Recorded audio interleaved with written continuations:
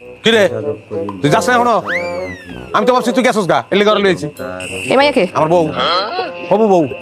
তুই গেলে ঘরে বিয়ে করবো, এক সেকেন্ডের লেগে আমি বাড়ি খালি রাখতে পারবো না। দেখা তুই জলদি যা। আচ্ছা শোনো, এই হচ্ছে সেই জিনিস, ঝগড়া পিএইচডি, যে কারণে তার লগে আমি সংসার করতে পারতাছি না। 2টা দিন তুমি তার খুব ভালো করে খেয়াল করবা। সে যা যা করে ওইটা আমার লগে তুমি করবা না। যদি করো তাহলে তোমার উড়ি দিতে হবে। আমি বাড়িতে ওর বাইরে হইতে পারলাম না, তুমি আরেক মাইয়া লই আইছো।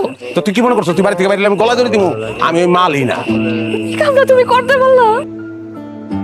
তুমি খালি ওর উপরে উপরে ঝগড়াটাই দেখছো। আমি যে ভিতরে তোমার এত ভালোবাসি না তোমার চোখে পড়ে নাই।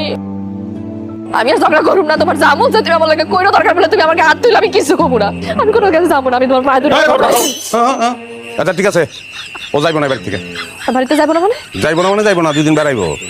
চিনোস না করে মাম তো কইটা লিয়া। এটা তুমি আগে কইবা না, আমি তো ভয় পেয়ে গেছিলাম। এই ভয়টা তো তোমার চেহারা আমি জীবনে দেখিনি, কোনোদিন তো মুখ দেখাও নাই যে তুমি আমার ভালোবাসো, কইতাও না এই ঘটনা না ঘটাইলে। যাও খাওন দাও, মেহমান আইছে, 3 জনে খাবো এক লগে। আহো কেমন আছো? কত বড় হয়ে গেছে না?